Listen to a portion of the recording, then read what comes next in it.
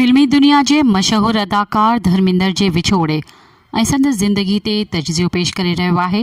हैदराबाद मां सीनियर सहाफ़ी सखी ग़ुलाम हुसैन ख़ासख़ेली।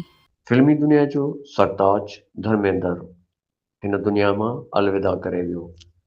फिल्मी दुनिया वसीले हमेशह तारीख़ में खेसि सुनहरी लफ़्ज़नि सां यादि रखियो वेंदो। हिकु अज़ीम दौर जी पुॼाणी। फिल्मी दुनिया जो वॾो नालो रोमांस, एक्शन, कॉमेडी ऐं जज़्बात जो शाहकार धर्मेंद्र हाणे असामी न रहियो। हिन जे वफ़ात सां न रुॻो बॉलीवुड हिकु वॾो अदाकार विञाए छॾियो, पर फिल्मी दुनिया जो हिकु सुंदर भाउ बंदि थी चुको आहे। 89 सालनि जी उमिरि में संदसि रुख़सत थियण सां क़दीम दौर जी अदाकारी जो निशान बि हमेशह लाइ यादगार बणिजी वियो। धर्म सिंह डोल जनम 8 दिसंबर 1935 पंजाब, भारत। तालीम ॻोठ जे स्कूल मां। फिल्मी शुरूआत 1960 में। साधू मज़ाज, नरमी, मोहब्बत, आजिज़ी ऐं अवामी लहजे वारे जुमिलनि खेसि फिल्म इंडस्ट्रीअ में तेज़ीअ सां मान मथाऊं कयो। फिल्मी सफ़र 6 ॾहाकनि ते पखिड़ियल कहाणी।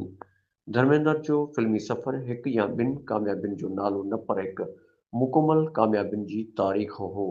हिन खे बॉलीवुड में ही मैन जो लक़ब ॾिनो वियो, छाकाणि त संदसि जिस्मानी अंदाज़, किरदार जूं ताक़तवर पैरवियूं ऐं भरपूर मौजूदगी स्क्रीन ते हिकु धार शान रखे थी। मशहूर ऐं यादगार फिल्मूं फूल और पत्थर, मेरा देश, ॿियूं केतिरियूं ई फिल्मूं आहिनि जेके हिन कामयाबी सां कयूं ऐं संदसि किरदार अमर करे छॾियो। फिल्मुनि जो तइदाद हिन पंहिंजे कैरियर में 300 खां वधीक फिल्मूं कयूं, जेके बॉलीवुड में इंतहाई वॾो अंग आहे। शख़्सियत वॾाई न, पर सादगी। धर्मेंद्र हमेशह वॾी आजिज़ीअ जो मालिक रहियो। बॉलीवुड जे वॾियुनि पार्टियुनि खां परे रहंदो हो। ॿ चारि दोस्तनि सां चांहि, ॻाल्हियूं ऐं सादो लिबास, इहो ई संदसि अंदाज़ हो। हू चवंदो हो, मां अदाकार थियण खां अॻु इंसान आहियां। इहो ई सबबु आहे जो मदाह खेसि रुॻो हीरो न, पर हिकु महसूस थींदड़ इंसान तौरु यादि कनि था। अहम एवार्ड ऐं एज़ाज़ात: पद्मा वंश 2012, Filmfare lifetime achievement award, दर्जने तिजारती अवामी एज़ाज़। सियासी किरदार 2004 में भारत जे लोकसभा जो मेंबर पिणु रहियो। फिल्म खां सवाइ सियासी समाजी सतह ते बि संदसि आवाज़ अहम सम्झो वेंदो हो। दहलीज़ मर्ग ऐं रुख़सत: 24 नवंबर 2025 मुंबई में पंहिंजे घर में संदसि ज़िंदगीअ जो पखी परवाज़ करे वियो। सख़्त बीमारीअ खां पोइ कुझु ॾींहं इस्पताल में हो। फ़न, अदाकारी, क़ौमी सतह ते वॾियूं ख़िदमतूं, हिक वॾे विरसे सां हू दुनिया छॾींदे बि मुतमिन नज़र आयो।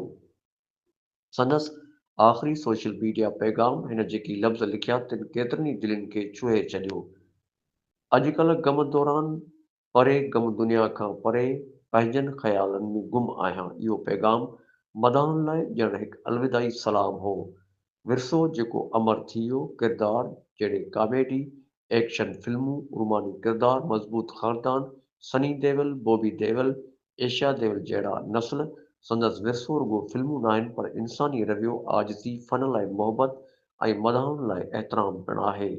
धर्मेंद्र जे देहांत सां बॉलीवुड जो हिकु सुनहरी दौरु ख़तमु थियो। हू न रुॻो वॾो अदाकार हो, पर हिकु ख़ूबसूरत दिलि वारो इंसान पिणु हो। संदसि नरमी, शख़्सियत ऐं मोहबत ऐं फ़न सां वफ़ादारी खेसि हमेशह लाइ फिल्मी दुनिया में यादि रखियो वेंदो। ग़ुलाम हुसैन ख़ासख़ेली।